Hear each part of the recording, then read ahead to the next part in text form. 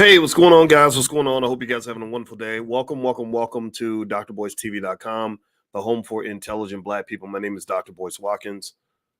Hold on. Hey, what's going on, everybody? I hope you guys are doing well. Welcome to drboycetv.com, the home for intelligent Black people. My name is Dr. Boyce Watkins, and I want to say hello to everybody as you come in. Today, I want to talk a little bit about something that I put up on Twitter earlier that involved stallions and glorillas, and basically kind of talking about the image of the Black female in hip hop and whether or not we are getting to the point where we are sort of allowing or even contributing to certain racial stereotypes that are ultimately unhealthy for the community, unhealthy for the Black family, and really add to the racism that we complain about. And so, so do me a favor, hit that thumbs up button, thumbs up, share. Make sure you subscribe. We're going to get started on drboycetv.com right now.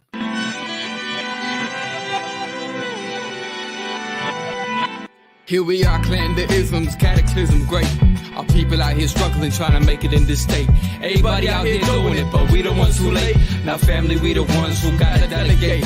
Get that money in the power, never be fake. Stick to cosign for 3. What did he say? Create jobs, support our own. Educate the same and buy back your home. Got 3 degrees, triple 10. 3 PhDs, now we on the CNN. DBTV, let's talk about negligence. Ignorance is bliss, but we can turn it to intelligence. Believe none of what you hear, half of what you see. Let's break it down here on Dr. Boyce TV. Here we are. Hey, what's going on, guys? Welcome to drboycetv.com, the home for intelligent Black people. My name is Dr. Boyce Watkins, and I hope everybody's doing well. I hope that you're having a great night. Sometimes on Saturday night or Friday night, I will just go live and I will talk about some of the more interesting things that I see in the Black community. You guys know my background is I'm a finance professor, but also I love to talk about things that relate to economics. This is something that I love to do, and I love to pick topics. That's a fun challenge for me, is to find a topic that you think has nothing to do with economics and to show you that it's always about the money. Now, do me a favor, hit the thumbs up button, thumbs up, share, subscribe, shout out what city you're from, put a B1 in the chat, B1 if you're Black first. Black first means we put our community at the top of the priority list. I want to say hello to my name is Corey and DDS, brother. Thank you for watching the chat. I appreciate you. Let's see. Kashif says, love this guy. You are greatly appreciated. Dot man, you are greatly appreciated too. Thank you so much. Trey J, Phil X, good to see everybody. And feel free to put the name of your city and the name of your business. Yoshika, the wonderful Yoshika Garner. I love seeing your name in the chat too. It boosts me up with confidence, girl. All right, so here we go. Let's jump into this conversation. I'm gonna jump right into it. I had a little bit of a debate on Twitter. My Twitter is Dr. Boyce Watkins 1, Dr. Boyce Watkins and the number 1. And I hope that if you have a Twitter, you will follow me on Twitter so that we can participate in these conversations, because I think they need to be had. So here was the conversation we had today. This had to do with a question I asked. I just asked the question, and of course it drew a reaction. I knew that it would, and it was about rappers. It was kind of about this idea that I can't help it, but I see these rappers, 2 beautiful women. One is called Megan the Stallion, and the other one's called Glorilla. And I thought about, well, what is a stallion and what is a gorilla? A gorilla is a big, brutish, hairy, hyper strong animal. And a stallion is actually, in case y'all don't know, how many of y'all knew this? Give me a guess to know if you knew that a stallion is an adult male uncastrated horse. Did y'all know that? How many of y'all knew that? How many of y'all know that a stallion is an adult male uncastrated horse? Did y'all know that? And so it's not just a horse, which that's bad enough. A horse is a horse, of course, right? It's not just that it's a horse. It's that it's an adult male uncastrated horse. That means it's big, strong, masculine. And also it is hypersexual. It wants to,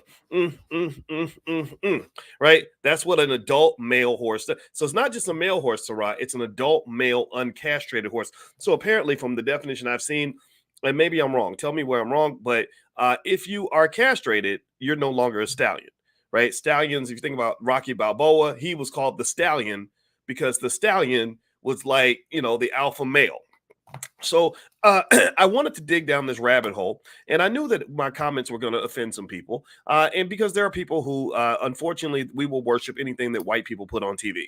We will look up to anything, no matter how toxic, no matter how unhealthy it is, no matter how embarrassing or how bad the racial stereotype is, no matter how insulting it is to our people or to our women.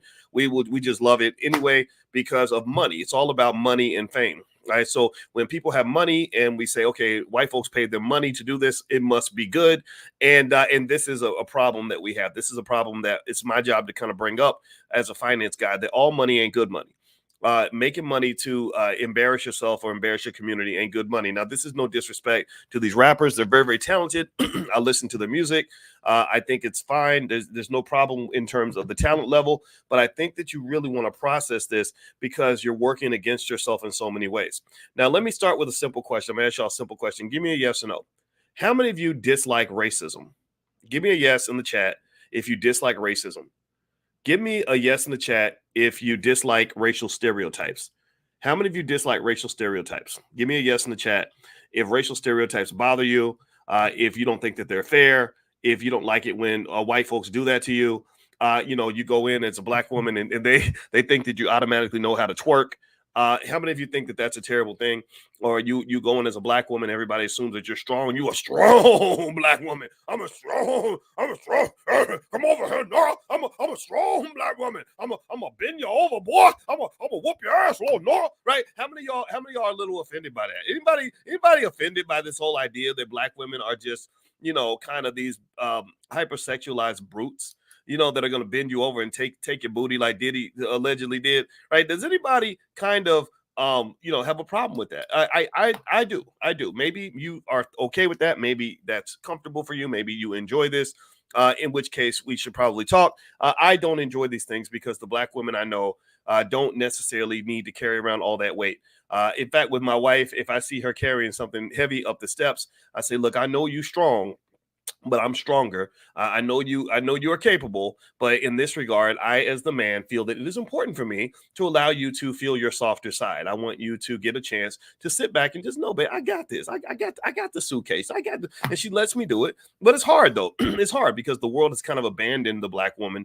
That not all black women are able to have someone they can depend on. And that's why I challenge all black men who care about black women to really assert yourself in terms of making sure that you're there. Make sure you're present, you're emotionally strong, you're able to be that consistent, solid rock for the black women that you care about. Give me a yes in the chat if you are a man, if you understand that this is important. I need y'all to really internalize this, okay? So here's what I knew was going to occur. I knew that by sort of saying something that questions the status quo, I knew that I would have people that would come in and not necessarily be able to debate me on the issue. I get it. Maybe I'm intimidating for some people, but they don't debate you. What they do is they'll say something mean to you. They like one guy came in and said, he said that was a granddad comment. And I said, yeah, I am 52 and I am a granddad, but maybe your granddaddy knew something. Maybe your granddaddy wasn't a dumbass. Maybe your granddaddy actually knows a couple of things that you need to listen to. Maybe if you listen to your granddaddy more, you wouldn't be in the situation that you're in. I don't know. I'm not judging. I'm just saying that maybe we need to listen to our granddaddies and grandmothers. And I said, look, if you don't hold it against me that I am a grandfather, then I won't hold it against you that you're 25 years old who don't know shit. How about that? How about this? You don't hold it against me that I'm a 52-year-old man who knows a couple things, and I won't hold it against you that you are 29 years old with horrible credit, or that you or with no money in the bank, where you're not happy with your woman and your life ain't right. I'm not making fun of you. I'm saying that maybe part of the reason that you're struggling is because you don't listen to your granddaddy. Okay, so here's the deal. I think that in these conversations, one of the things we got to stop doing is making them into ignorant discussions. And what do I mean by that? An ignorant discussion is where we don't actually debate. We don't sort of express free ideas. We don't go back and forth and kind of lay out our point of view. We just come back with these simple-minded, teenager-like responses. Because you got a lot of 40-year-old teenagers on the internet. You be hating, dog. You be hating. Is that all you got? Come on, man. You need to give me more than that. My brain needs something to chew on.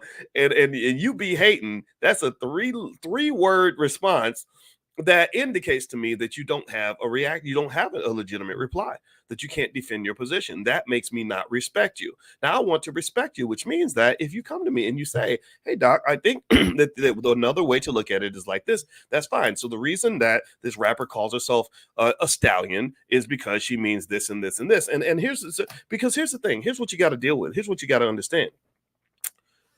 The racism that we complain about so much, a lot of it is really a two-way street. It really is. Right? Racism is it's a two-person tango. A lot of y'all think racism is simply in the hands of white people. That if white people simply change their behavior, then everything will get better. Or if white folks just stop being mean to us, then everything will get better. Well, what I'm saying to you is that sometimes maybe you're mean to yourself. Sometimes because of money, there's that word money. You guys know I'm a financial scientist. So when I see money impeding on your ability to be a free thinking, liberated Black person, I jump in. That's when I go I have to come in and say, wait, what are you talking about, man? So what I'm saying to you is that when you fight against those, like the Frances Cress Welsings and the others who have been consistent. Tell me, let's give a shout out to Frances Cress Welsing. Let's bring her into the room.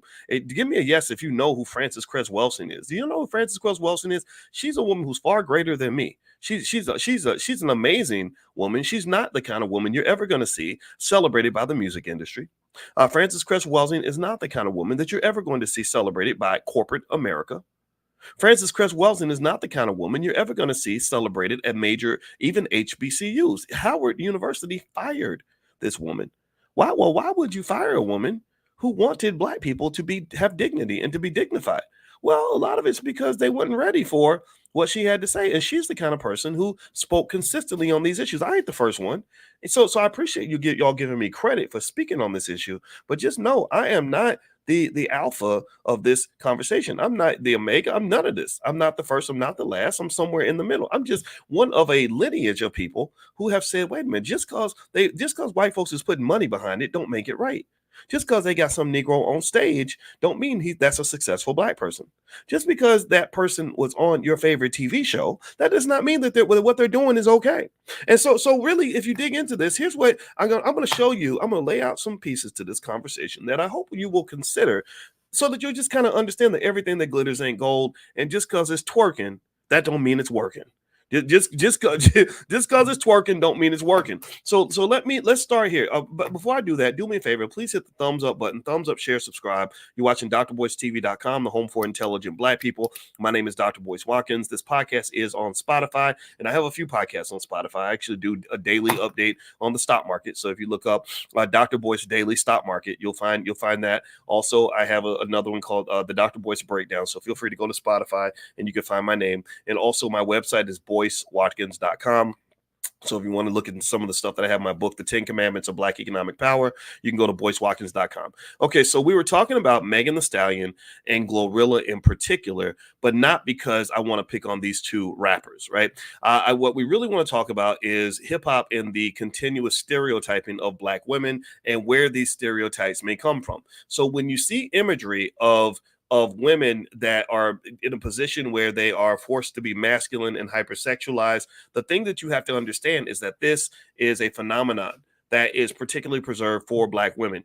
Now, let's go through some of this. I'd like to bring my wife in on the conversation at some point as well, because she has done some extensive work on the stereotypes of Black females that make it hard for all Black women. So here's a short list of some of the stereotypes they have of Black women. First, there's the angry Black woman.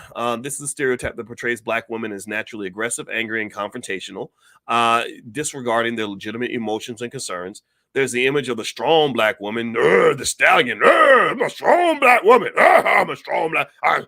Come over here, boy. I'm a strong Black woman. There's that stereotype that Black women are super strong, that Black women don't feel pain, that Black women are just that they can lift tall buildings in a single bound. There is also the stereotype of Black women as being hypersexual. They call it the horse stereotype.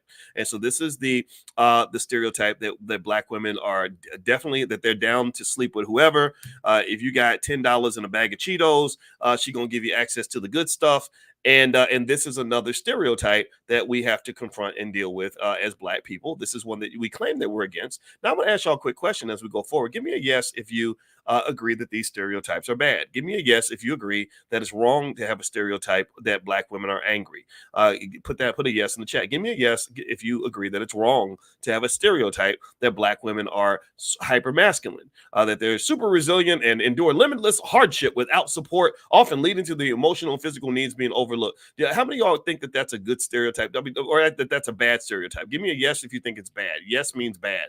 All right, and then give me a yes if you think that the hypersexuality stereotype that Black women are twerking and licking and chewing on any body part that you want, and no matter what you offer them, and ready to just drop it like it's hot, all this other stuff. How many of y'all think that that is not that is a problem, or am I the only one? Does that make me old fashioned that I'm looking at this with some sort of concern? Does that mean that I should be ignored because they're paying you money to degrade your community and embarrass yourself this way?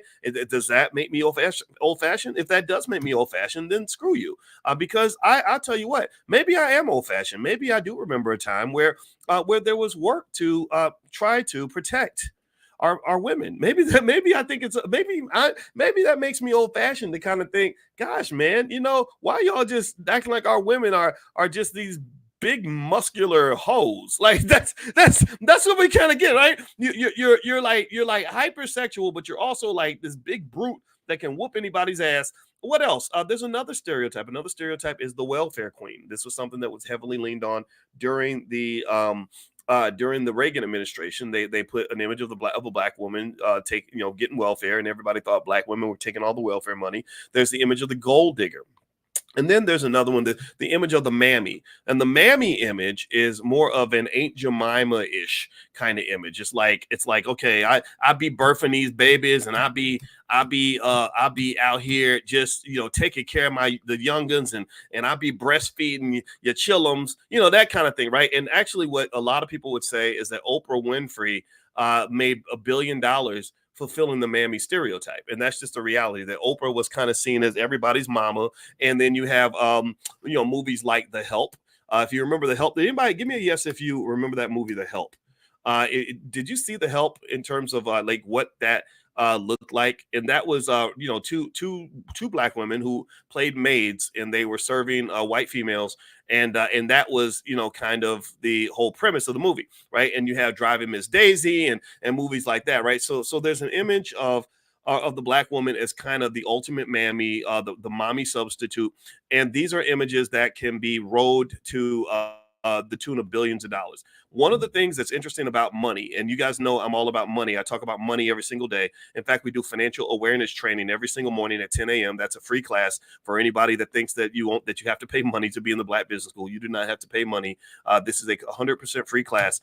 And in financial awareness training, one of the things that I try to do is to help you understand how money moves your society, how money shapes your life, and to be conscious of money, to understand the difference between good money and bad money, to understand where the money's at so you can get it, to help you see the money. If you can't see the money, you'll never be the money. And so really, when you look at these stereotypes, one of the most dangerous things about these stereotypes that I think as Black people we have to understand is that these stereotypes are really harmful for all of us.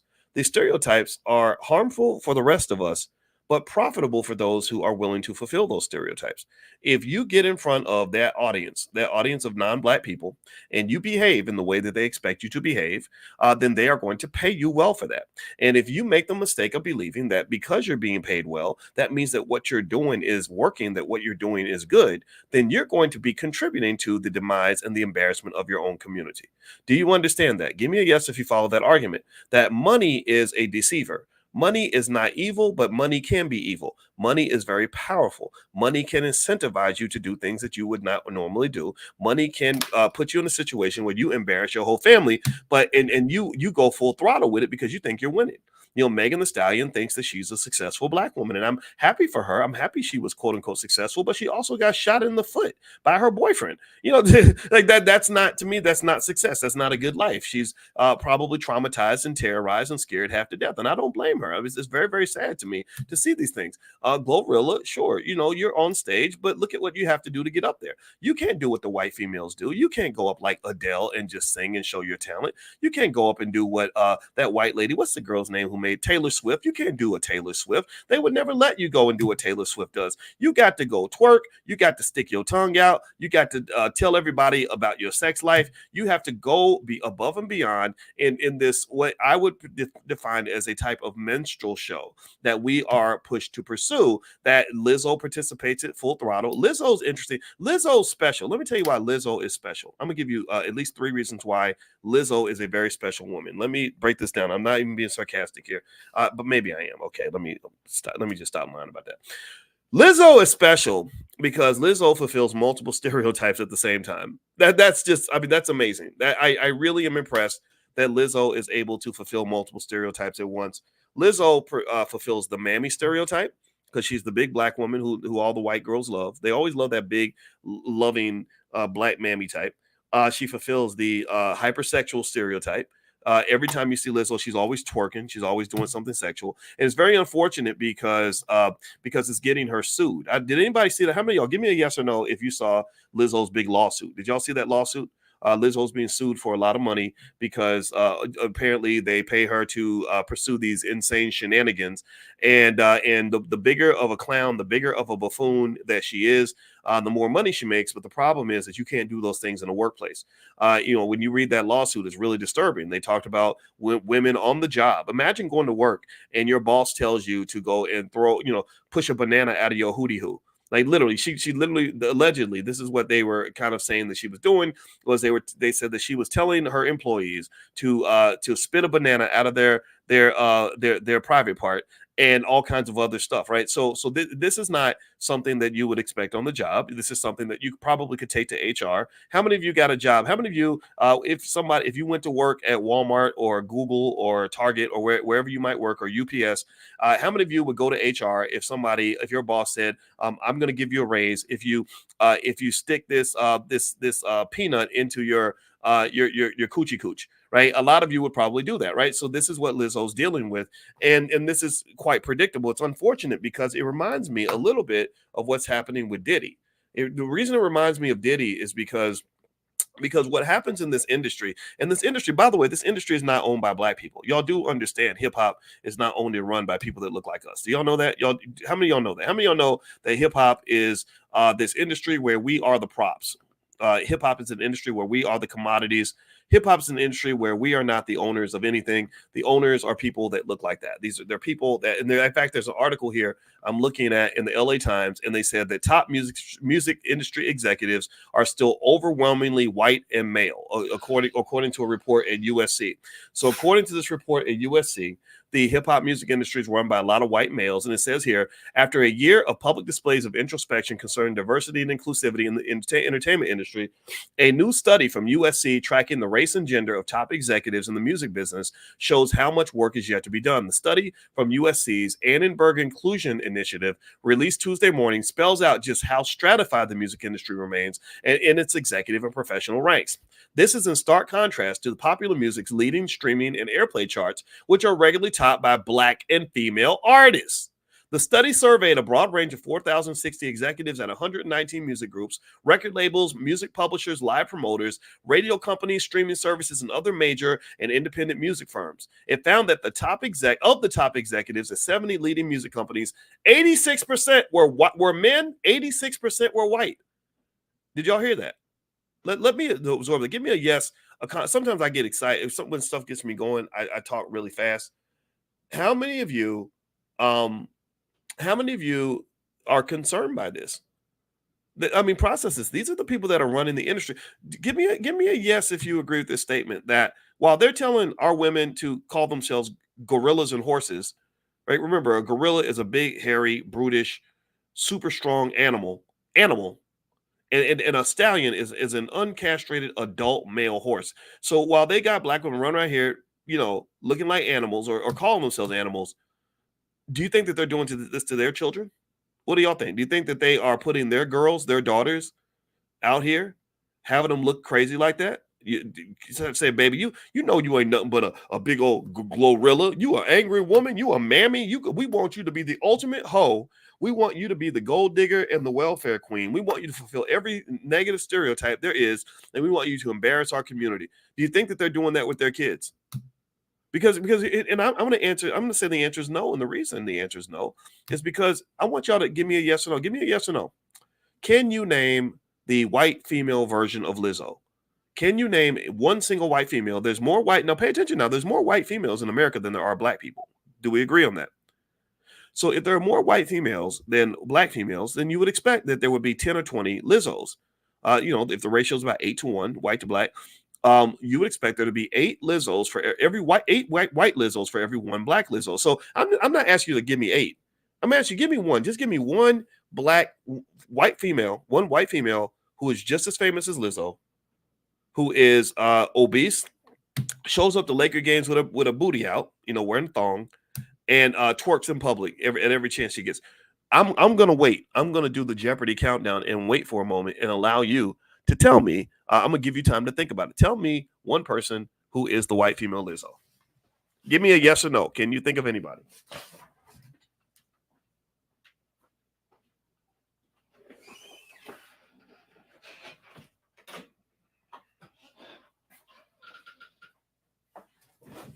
Okay, so you can't think of anybody. All right, so let's do another test then, because I clearly must be out of my mind. I mean, on my Twitter, somebody told me I was out of touch and I was a grandpa, and I don't know what I'm talking about. Because what they do is they get mad. They'll be like, "You're a so-called doctor, and you think you're better than everybody else. You're a so-called doctor, and yet you're stupid." I'm like, "No, I'm not a so-called doctor. I'm not a medical doctor, but I'm a PhD doctor. And my PhD, you can look it up. It's from The Ohio State University. So no, I'm not a so-called PhD. I'm an actual PhD. So just so you know, and I'm not a financial influencer. I'm a finance professor. There's a difference. Financial influencers just talk a lot. I do talk a lot, but also I've got 20 years of I got my PhD 20 years ago. So please shut up. Just shut up and listen. All right. So let me ask you this. Can y'all name who is the white female version of Glorilla? Glorilla, let's do Glorilla and Megan at the same time. So can you, and also I want you to give me a yes or no. Is there a single picture anywhere on the internet of Taylor Swift doing a pose like that? Give me a yes or no.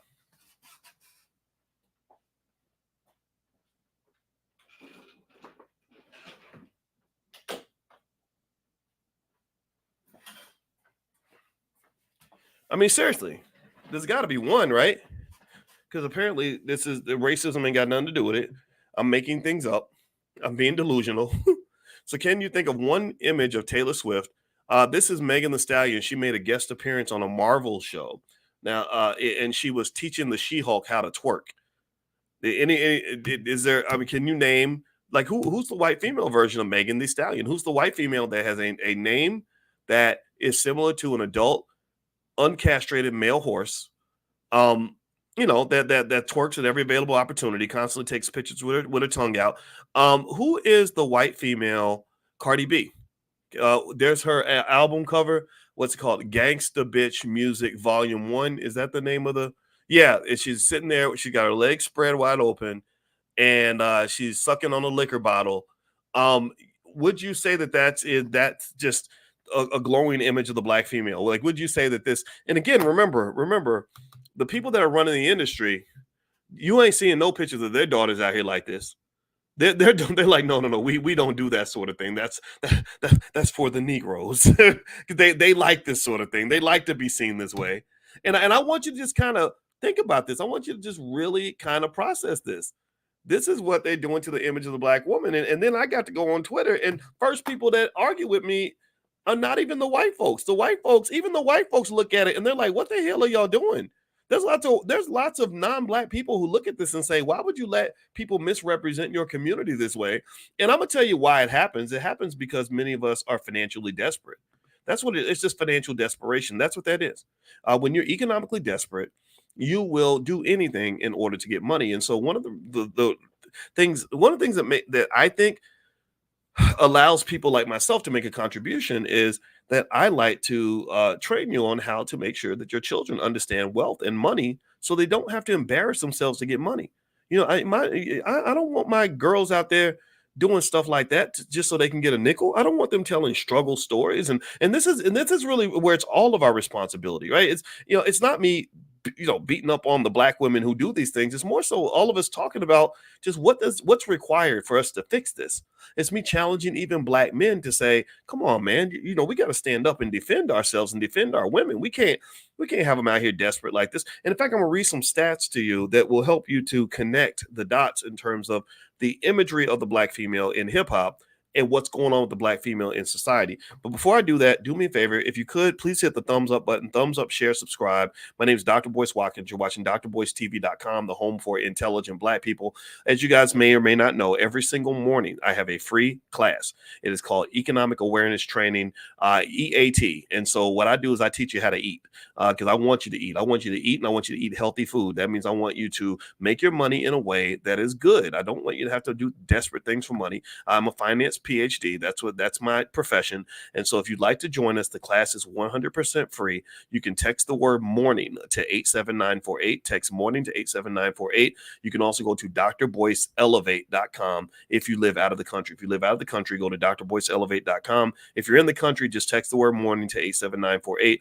I'll send you an invitation to our economic awareness training because this is what's going on, right? What's going on, the reason that we are embarrassing ourselves in this way and the reason that we're cheering this on is because we don't always know exactly what's really happening.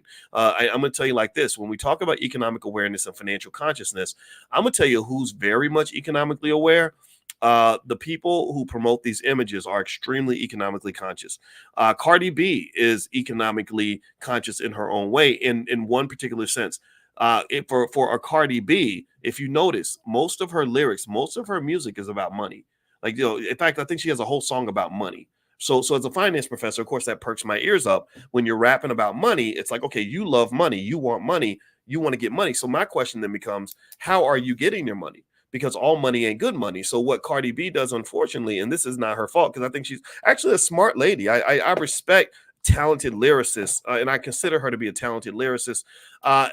They have a level of intelligence, and you actually see, believe it or not, just to give her credit, Cardi B's really evolving. If you notice, she allowed them to use her in the last presidential election, where I guess Biden did an interview with her and she endorsed him. Well, this time around, she said she's not voting for anybody, and that shows me that she spent time processing and thinking about what she wants to do politically and how she wants to use her power. So I have nothing against her, but if you listen to her songs and listen to the lyrics carefully, and this is something that I do, when I was on the Breakfast Club 4 times, I didn't go in there blind. I don't go in not knowing about the culture that I'm speaking about. A lot of people that think that because I'm 52, I don't know what's happening in hip hop. You're silly. I've followed hip hop for 30 something years, so I know everything that's happening in the space for the most part. I follow these things very closely. The difference is, though, that I process it very carefully. I listen to the lyrics. I listen to the messages, because remember, these are the messages that are being given to our little girls.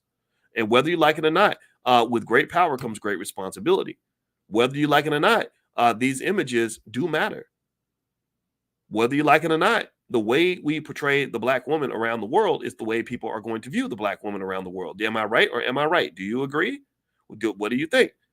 If you're portraying images of the black female in a way that is highly inappropriate, then people are going to meet black women and assume that this is who you are. This is the stereotype that you fit. And so with this pursuit of money, because that's all, it's all about money. That's why I'm talking about it as a finance professor, because this is all about money. When you're pursuing money in this way, in this reckless, irresponsible way, it's a little bit of a contradiction for you in one hand to say, I hate racial stereotypes. And then to say, I don't want to be mistreated, or to say, I don't want you to see me as a stereotype. But yet at the same time, you're making all this money promoting the stereotype. Do you follow what I'm saying? I hope you let me know if you follow what I'm saying, because sometimes I don't want to get too deep on people, but it's true. So if you think about the images of the black woman, let's go through them really quickly. The stereotypes. You've got the angry black woman, the black woman who's just pissed off at everybody and everything all the time, who is this unlovable creature that nobody wants to get close to because she's angry, and that's one stereotype. You've got the mammy stereotype. That would be the Oprah Winfrey. That's the one who be birthing all the babies and breastfeeding all the kids and all that. You've got the hypersexualized whore stereotype, which is that black women are just all about breeding with no accountability. They just want to be babies' mamas, and that's it. And then you have the gold digger and the gold digger / welfare queen stereotype, right? All she wants you for is your money, and all she wants to do is pick up a welfare check so she can take care of her babies all by herself. Now, let me let me throw in one thing that does happen with this, and this is unfortunate, is that when you have these images of the black female that are sort of perpetuated through society, I think that it does give this horrible, highly inaccurate image of the black woman as being this unlovable, unwanted creature. That, you know, that okay, she's not really a person. She is a stallion and a glorilla. And gorillas, nobody wants to love a gorilla. Like if you look at a stallion is an adult castrated, an adult uncastrated male horse, a big strong male horse that wants to have sex with everything, and a big hairy gorilla. Nobody wants to cuddle up with that big hairy ass muscular gorilla, which is the connection I made. When you call yourself glorilla, it's like, why would you want to be a gorilla? I don't get that. And then you have the stallion. Nobody cuddles up with a stallion because the stallion is going to screw you. That's what stallions do, right? So ultimately, these stereotypes all connect, and these stereotypes are promoted by people who run the music industry who do not look like us. And so to me, the enemy is not the Lizzos. Lizzo got really mad at me, and Lizzo made comments and started getting into fights with me. But the thing is, I'm conscious of these things because I'm a little bit older than her. I understand the game. The game is that people like this pit people like me against the Lizzos of the world. So when I come along and say, come on, sweetheart, you're beautiful, you're talented, you can play the flute, why you got to twerk while you're doing it? Why you got to simulate sucking a man's penis in order to get attention? Why do you have to humiliate yourself that way? Why are you showing up at a Lakers game with your booty out where little children got to go sit on these seats with your juices all over the seats? Like, why do you have to do all that? Why the clown show? Why the circus? When I say these things, then what they do is these people get in her ear and they say, oh, there goes the patriarchy. They use one stereotype against the other. They pit the black man and the black woman against each other. Give me a yes if you agree. They do that. They'll come in and because they control the media. They don't just control the music industry. Pay attention now. This is all financial. This is a financial lesson you will never forget.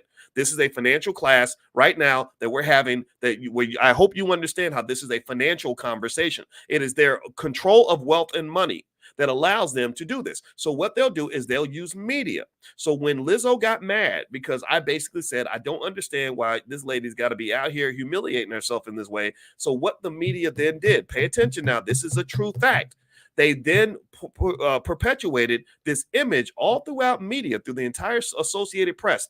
Thousands of publications pretty much wrote up the article as Lizzo tells off sexist black male professor, or they didn't say black male professor, but she tells off sexist patriarch professor when he says blah, blah, blah, blah, right? So they're pitting me against her when I'm the one who's protecting you from all the nonsense. I'm the one who's warning you that, look, if you keep acting like this, you're going to get sued, girl. They're going to take everything you got. They're going to do a Diddy and a Bill Cosby on you. They pit us against each other when I'm the one who says, no, come on, you're better than that. They pit us against each other when I say, I know they're telling you to go twerk and sexualize yourself, but I think that you can do more than that. I think you can sing. You should be able to do what Adele does. Adele ain't got to twerk. Adele ain't out here putting stuff in her mouth. Adele ain't out here sticking her tongue out. Adele just shows up and sings. That white lady, Taylor Swift, she ain't not one single thing that Lizzo has done on stage that Taylor Swift has also done. Taylor Swift does not have to do those things. Taylor Swift can go and just be a human being and make $1 billion. Now, is it wrong for me to want that? Does that make me the villain? Or are we dealing with a world where people, because they have their money and their power and they control the music industry on one hand and the media on the other?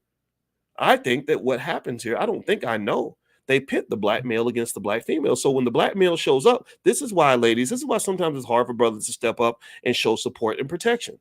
It's hard because then you get people in your ear that will tell you that I'm the enemy or that we're the enemy, when really we're the ally. Really, I mean, you really think Russ Weisenberg or whoever runs the music industry label, you really think he cares about your best interest? You really think that these people are sitting around saying, golly, I really want to see strong black families? What do y'all think? Do you think these people sit around and think, and they have conspiracies at some point? They're planning something. They're conscious of something. They're thinking about something. When they have their meetings, they're talking about something. So do you think that in their meetings, I want to ask y'all this question. This is a consciousness exercise. Do you think that when they're sitting down, when Rothenstein and Heiselberg get together and have a meeting, do you think that they're sitting around saying, gosh, how do we reduce violence in black communities? Yes or no? Do you think that when they get together, they sit and they say, gosh, we really want to make sure we really rejoin the black family because these children really need a father in the house? Do you think that that's what's happening? Do you think that they sit and they say, gosh, Bob, I was looking at these statistics on black wealth, Bob, and I noticed that African-American wealth has been on the decline, and that's a problem. We've got to fix that. You think they're thinking about that? You think they're thinking about ways to create financial security for black people, stronger families, better neighborhoods? What do you think? Or do you think that they're sitting around saying, okay, how do we get so-and-so to twerk a little more so we can make it a little extra money? Oh, people loved it when you got on top of the table and was shaking your booty and we really we want to put you on TV so that you can be as outrageous as possible. So you can go out here and really outsell your last album because we want to make money. We don't really give a damn what the societal implications are of your behavior. We just want that we want your stereotypes to show up to work every day so that we can profit from those stereotypes, and the negative externalities and the negative outcomes or the negative side effects of your behavior, that belongs to you. That belongs to you people. You people have to figure it out because we're not doing that with our kids. We're not going to let our girls go out here and act like this, but we'll let your girls do it all day. I don't know if people, I know this offends people and I know people don't want to hear this, but whatever. Hate me if you want to. I don't give a damn if you hate me. I don't care if you hate me. If you hate me, that ain't going to affect me. What the only way you can affect me is if you prove me wrong. Can you prove me wrong? Can you prove me wrong that I just made a bunch of points and I laid it out very carefully and very clearly? You can't prove me wrong. That's why you get mad. You're not used to accountability. You're not used to somebody saying all money ain't good money. You're used to a world where it's money over everything, money over hoes, money. I'll die for money. I'll kill for money. Money, power, respect. I get money. I get money. Get money. That's literally the mindset. And my thing is like, it's okay to get money. I mean, shoot, I'm a financial scientist. All I've done was study money for 30 years. But at the same time, money can turn you into something that you're not supposed to be. Money can destroy you as quickly as it can build you up. And I don't know if we think about that enough. And that's one of the reasons we have so many challenges. That's why these stereotypes persist. That's why your son might get shot by the cops, because a lot of times the cops have a negative perception of black males and they're scared of him before they meet him. Maybe that's why if you look at the stats, let's go through some quick stats because I want to make these points really quick. If you look at unmarried rates as of the recent data, 48% of black women in America adult age are unmarried. In the 1960s, before integration, only 28% of black women aged 25 and older had never been married. By 1980, this percentage rose to 40%. By the 2000s, it was 42%, and in the 2010s, it was 45%, and the number has continued to go up. So now it's up to 48%. So every decade in the last 50 years, the percentage of black women that are unmarried has consistently grown. There are studies that show that this also links to things like the Biden mass incarceration epidemic. When they put so many of your men in prison, it broke down your families in twofold. One, because your men were in prison, so they can't marry you if they're locked up. But then number two, these men that are supposed to be raising your sons are not there to raise your sons, so your sons are not growing up to become men.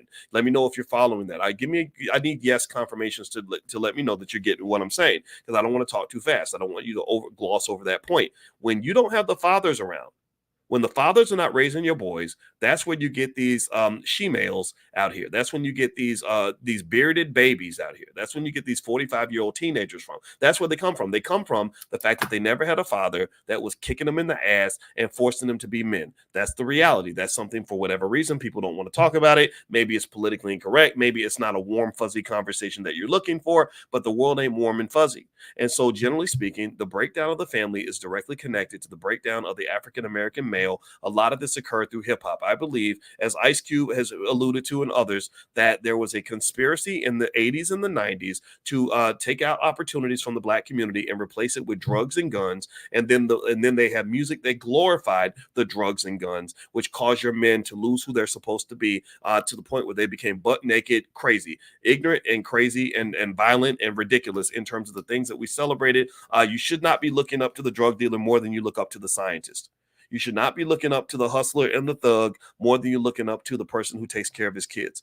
There's nothing about Russell Wilson, who's taking care of baby Future. If you know, Russell Wilson married the singer Sierra. There's nothing about Russell Wilson that on any planet would make him into some sort of a simp, except for a culture that has been bastardized to the point where you celebrate extreme amounts of black male irresponsibility. Give me a yes if you're following what I'm saying. Give me a yes if you've seen this. Give me a yes if you've noticed any of this. So effectively, what has happened is that both the black male and the black female, in terms of our self-image, our image of each other, and the image that is seen by the world, has been just chopped up and poisoned in so many ways. Poisoned through poisonous, toxic culture that is not controlled by you. It is run by people that run companies like Paramount Global, people that run Universal Music Group, people that run these other record labels. It's the people that run the media, and they will. And the reason you can't see it, pay attention now. The reason you can't see what is being done to you and what's being done to your family, done to your culture, done to your community, is because it's all covered with money. Money is this crazy thing that I meditate on it a lot in terms of understanding what it does and where it's at and how it works. Money has a way of putting perfume on a pig. You understand what I'm saying? Money is where they take a piece of crap and they put it and they tell you that it's chocolate cake. They take a big pile of doo-doo and they put icing on it and they put little candles on it, and you will bite into that big pile of doo-doo like it's a delicious chocolate cake. And because that's what somebody told you, and you'll be like, damn, this thing stinks, it's nasty. But damn, but then the person next to you says, this chocolate cake is so good. And you will literally sit there and eat a big pile of doo-doo that's chocolate cake because you see everybody else eating the doo-doo thinking that it's chocolate cake. But that doo-doo that they're serving you, that's not your birthday cake, bro. That's not your the delicious cake that you think that it is. That's really doo-doo. That's what it stinks and it's nasty because that's what it is. And so when you look at the culture, that's what they did with the culture. They call it the culture. And I keep telling you, I've been saying this for 20 years. I said, that is not our culture. That is not who we are. We ain't all growing up trying to be like Rick Ross and these really immature, baseless, weak men with no substance. Like, that's kind of what hip hop produces. The Diddy's of the world. I've been saying stuff like that about the Diddy's long before the world decided that Diddy was a bad guy. I said, what in the world makes you look up to this guy? He talks a lot, doesn't get anything done, really, not for the black communities. He's not even really the leader of anything. He's a guy who works for these people where they sell this vodka and you somehow think that that's some sort of model of black success. And now that model of black success is the same guy that you're vilifying now and saying, oh, he's a terrible person, isn't it? I'm like, well, why? You couldn't see that before? Oh, I get it. Oh, that's right. You were hypnotized by the money because you think all money is good money. So anyway, I'm going to make my final point on this. If you could do me a favor, please hit the thumbs up button. Thumbs up, share, subscribe. My name is Dr. Boyce Watkins. You're watching drboycetv.com, the home for intelligent black people. And yes, Mashawn, I am live right now. Sometimes I don't go live. Sometimes it is a recording, but right now I am live. But then again, you may be looking at the recording and then think that I'm in the recording saying that it's live, because sometimes I'll play it again. But also, if you want to get started on your economic journey in the Black Business School, we have 176,000 students worldwide. A lot of our classes are low cost or free. We are the Black wealth experts of America and the world. We're better at Black wealth than any other group in the country. We partner with scientists and thinkers from all walks of life in our community to solve our problems. And I believe this is more effective than any politician. It's more effective than any public policy. It's more effective than any entertainer. We're getting it done. So if you'd like to get started on your journey, you can go to blackmoney101.com. That's blackmoney101.com. I wrote my dissertation on the stock market. That's where wealth is being built. I can help you get started there. We have people that can do real estate. We have people that can do entrepreneurship. Whatever you want to do, we got you. We also are the only institution out here that's really aggressively educating Black children on wealth. One of the secrets to wealth that a lot of people don't know, and this keeps your kids off the stripper pole and keeps them out of the streets and out of the silly situations, is that if you teach your children about wealth, or you do things like the Black Wealth Master Plan, where you invest just $5 a day for that newborn baby, well, then what happens is that your child gets to a point where by the time they're 25 years old, they are financially secure. By the time they're 25 or 30 years old, they're not out here desperate for money. They're not signing bad record deals because they can't pay the rent. They're not out here doing things that are going to embarrass themselves because they don't have enough money. The Black Wealth Master Plan, which is 100% free, is free to the community. And I keep repeating that because I know that there are people who don't believe that we can solve this problem. There are people who don't support anything that's Black. There are people who will go along with bad ideas from the white community, but will ignore good ideas from the Black community. But I can tell you it's 100% free. It's Black Wealth Master blackwealthmasterplan.com. I made an ebook on a $5 a day investing plan. And what I explained to you is that if you do this for your newborn child, if you love your child enough to invest for them from birth,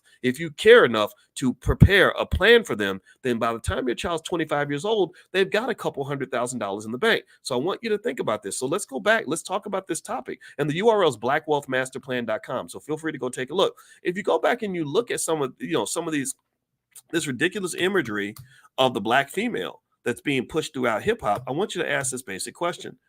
Do you think, give me a yes or no, do you think that Megan Thee Stallion would be, exploiting herself in this way and doing just anything to make a dollar if she was financially secure, if her parents had made a plan for her? I read Megan Thee Stallion's whole bio. I read her whole life story. I don't think her daddy was around. I think her mama was a rapper. I think that there was financial struggle. She signed a bad contract. She ended up suing the record label because she said she got exploited. But the reality is that they didn't make her sign that contract. So what made her sign it? Somebody made her sign it. What made her sign it? It was financial desperation. That's what made her sign it. That's what made her do it. The devil made you do it. The devil made you do it. The devil is in the struggle. The devil is in the poverty. The devil is in the scarcity. That's where the devil's at. Y'all got to understand. And so you got rappers that are out here listening to the devil. They're being driven by the devil. And I'm not talking about this from a religious standpoint. I'm talking about when you got beautiful young women like Glorilla taking pictures like this. I mean, literally booty cheeks spread out just so I can get attention. There's very rarely a black child that's raised with financial security who is not struggling to pay the rent, who will go to such desperate means to get attention and to get a couple dollars in their pocket. There's rarely a child with economic intelligence and financial security who will sign a record deal that basically becomes a deal with the devil, where they're stuck and they're locked into a terrible contract like Megan was, and they find themselves humiliating themselves in order to get paid. So I need y'all to kind of help me with this. Give me a quick yes, if you can, to let me know that you understand the connection here. Let me know if you understand why economics is one of the solutions to this problem. That if our children are raised in a way where they can make money the right way, they can make money in a safe way, they can make money in a way that's going to benefit them. They don't have to go sign horrible, imbalanced, exploitative, racist contracts from people who look like this. They don't have to go to these people. Because I'm going to tell you like this. Here's what I want you to understand. Pay attention now. I need y'all to listen. All the people that are in this picture, these music industry executives who are mostly non-black, mostly male, I bet every nickel in your bank account and mine that not one of these individuals has a daughter who is out here twerking for money. Not one of these individuals in this picture tells their child that if you go sign this horrible, lopsided, exploitative deal with the devil contract with Universal, that's going to get you out the hood. Not one of them is having those conversations with their kids. But we think that is part of being black. We think that we're supposed to be in the struggle. We think that Cardi B, I like Cardi B, actually. There's a part of me that really likes her. Sometimes she gets on my nerves, but there's a part of me that really likes her. And here's what I like about Cardi B. You know what I like about Cardi B? This is a moment of honesty. I like Cardi B because she's honest. I appreciate the honesty. Because the honesty really is where she really tells you the things that she did for money when money was dry. She talks about how she used to do Bill Cosby's on men. She used to take advantage of men's lack of sexual discipline.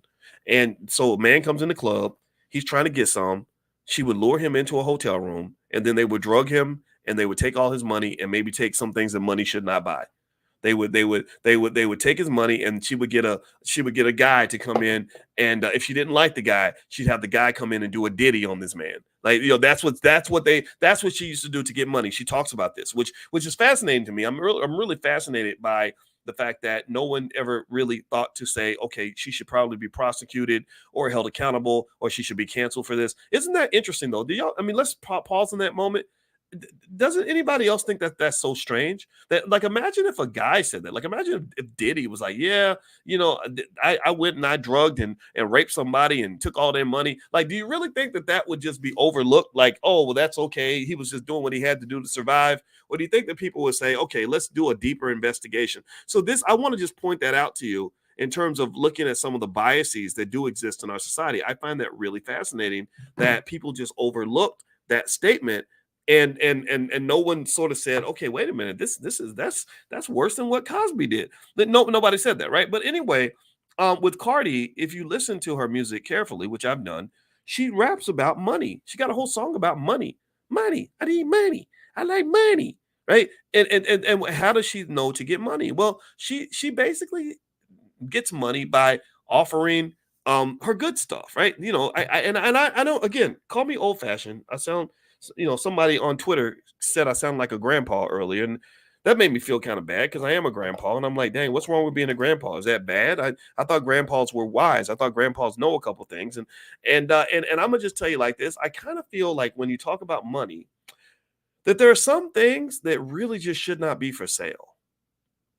I don't know if that makes me weird or old fashioned or makes me uppity, but I kind of get concerned when I hear a person who's rapping who's like this role model for young black girls who's considered to be black excellence, black girl magic. And she's literally rapping and saying that if you want access to the bag, just take your clothes off and go catch STDs from random nasty ass men and unwanted pregnancy.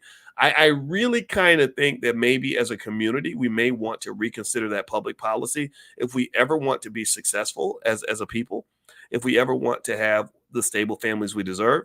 And it's very unfortunate because, again, because I am a father of daughters, when I see desperate women unfortunately being forced to do desperate things to make money and being told to do these things by people who control their finances, that makes me say, gosh, where's your daddy at? Because I think your daddy is supposed to protect you. So this isn't just a problem for white folks. It's not just a problem for black women. It's a problem for all of us. It's really a problem that all of us have to think about and all of us have to address in our own way. So anyway, that's my 2 cents on the topic. I'm sure I offended somebody. I always do. If I offended you, that's good. That means that I got you to think. And I hope that we can agree that that even if we disagree, we can still be friends. So give me a yes if that's okay. If you didn't like everything I said, that's okay. Chalk it up to the fact that I'm not perfect and not everybody's going to agree. I just think that we need to have conversations about this because this ain't the way. This is not going to get us where we want to get to. Everything we talk about eliminating racism and creating freedom in the community, there's nothing free about selling our little girls' bodies, so they can make a couple dollars. There's nothing liberating about having people embarrass themselves from our community just so they can pay the rent. There's nothing good about any of this. And I really personally think that these should not be seen as models of black success. What these are is when you see these degrading images of our people, those are examples of epic amounts of failure. That is the failure of the community to protect our girls. That is the failure of society to do what is right. That is a failure of the family, the black family. When the family fails, that's when you get people saying, okay, I'm going to go twerk for whoever can help me pay a bill because my daddy ain't around to help me. And that's what I generally see when I see these kinds of things. Remember, Megan Thee Stallion, again, think about this, process this for a minute now. I need y'all to really be conscious on this with me. She's supposed to be living the dream. Like, this is the example of extreme success. This is what all the rappers aspire to. And I know a lot of rappers. I had a conversation with a rapper. He was very good friends with a rapper in LA named PNB Rock. And PNB Rock, do y'all remember PNB Rock? Give me a yes if you remember him. PNB Rock got shot, I think, in the middle of a Denny's or something. It was a Denny's or Roscoe's or something like that. And he was in this restaurant and somebody just somehow, I think his girlfriend tweeted his location or something from what I read. And next thing I know, this brother got shot in front of everybody. He got shot in this restaurant. And I was talking to a young rapper about this. And I said, it was Jay Ortiz. I don't think he minds me saying his name. Jay Ortiz right now is on tour with a rapper named Kevin Gates. And I talked to Jay and I said, are you sure you want to go in this industry? I said, because, most people I know who are successful as rappers in certain genres are not happy people. They're not safe. Megan Thee Stallion achieved all the success a rapper could achieve, but she got shot in the foot by her man. Like, that is traumatic as shit. I know I'd be traumatized if my wife shot me in the foot and I gotta keep on going like nothing happened. Oh my God. Now, again, it's controversial, right? There are people debating whether or not he did it and all that. Well, I know he went to prison for it. And then you go into there's another rapper. She actually got discovered on my page. I'm not making this up. There's a rapper named, y'all know Young M.A.? Young M.A. is out of New York. Young M.A. literally got discovered on my Facebook page. And and I'm not making this up. She actually said this in interviews. And I'm very happy for her because she's super talented. But I feel so bad for her because if you listen to her music and you see the headlines on this poor young lady, she's going through extreme problems when it comes to her mental and physical health. And the thing is, and the reason that I believe this is happening is because you've got a lot of undiagnosed, untreated trauma in the Black community. You also have a lack of guidance for these young people. When these record labels get a hold of them and they start paying them any amount of money to do any ridiculous thing that will embarrass their family and their community, there's nobody from our community who's in their ear saying, come on, man, you don't really need to do this to make money. Or no, you don't want to completely sell your soul. So in Hollywood, people go off to Hollywood and LA and they have these big dreams about making money. There's that word money again. I keep bringing it up because in case you're wondering why a finance professor talks about these things, and because they dangle a couple of dollars in front of you, they get you to do things that lead to lifelong regret. And this is offensive to me because I think that the impression that others have of Black people is these people will do anything for $1. And I'm gonna tell you like this: every community ain't like that. Their community, these people in this picture, I bet you anything that there are some things they will not do for money. They will not abandon Israel for money, for example. There are certain things they will not do for $1. So the question I want to ask you is, what do you have in your community that is not for sale? I think that's the question I leave you with today as we finish up this conversation. What do you have in your community that nobody can buy? Or is everything for sale? Are your daughters for sale? Is her body for sale? Is your dignity for sale? Like, what do you have in your community that is not for sale? And if you can't think of that, if you can't answer that question, then you're always going to be a slave to money, because money can either liberate you or it can turn you into a slave. And this is what you're dealing with. All right. So anyway, guys, I'm going to get out of here. Hit the thumbs up button, thumbs up, share, subscribe. This podcast is on Spotify. So if you want to listen on Spotify, just go to Spotify, look up Boyce Watkins. I do have several podcasts on Spotify. One's called the Dr. Boyce Breakdown. The other one's called How to Make Money Without Working. And I'm also creating something called Dr. Boyce Daily Stock Market, where I'm going to give daily assessments of what's happening in the stock market and stuff like that for those of you that are interested in pure investing topics. And as you know, I like to talk about culture. In my book, The 10 Commandments of Black Economic Power, that I talk extensively about what a good economic culture looks like, specific steps on how you can establish that in your family, and ways that you can break generational curses financially. So if you'd like to take a look at that book, I can even autograph it and send it to you. One of my girls is going to actually mail it to you. So we do have a family business with my wife. You can just go to drboycebooks.com. That's drboycebooks.com. Also, I want to remind everybody that October 25th through the 27th, we have the All Black National Convention that's going to be held in Lombard, Illinois, which is right outside of Chicago. The All Black National Convention is the largest gathering on earth of intelligent Black people designed specifically for us to solve our problems as a community. So we welcome all families. We welcome all intelligent people from all walks of life. We welcome all the therapists and the teachers and the activists and the attorneys and the doctors and the professors and all the people that care about our community, that want to solve this problem, that are sick of this shit, they want to make us better. So if you want to join us in Chicago, or it's outside of Chicago, it's right outside Chicago. So Lombard's a really nice place. Feel free to go to and Chicago is too. I'm not saying Chicago's not, but Chicago's a little bit mixed. I ain't gonna lie. Feel free to go to allblacknationalconvention.com. That's allblacknationalconvention.com. Okay, guys. So I'm going to get out of here, and God bless you. Thank you guys for listening. Also, tomorrow morning, we are going to get up at 10 a.m. Eastern. We do this every single morning, 7 days a week, because we're serious about this. We are not playing, and this is 100% free. And it's called Economic Awareness Training. If you'd like to be invited, just text the word morning, MORNING, to the number 87948, and I will invite you to our financial awareness training. Text morning to 87948. Or if you live out of the country, you can go to drboyceelevate.com. So thank you so much for listening. I appreciate y'all 100%. And I just love intelligent Black people, because y'all let us have the conversations that need to be had. And I appreciate y'all putting up with my outrageousness, because I know sometimes I might say things that may sound radical, but just know that my heart's in the right place. And I want to say it in a way that's going to make our lives better. So take care. I'll talk to you soon. Love you. Peace.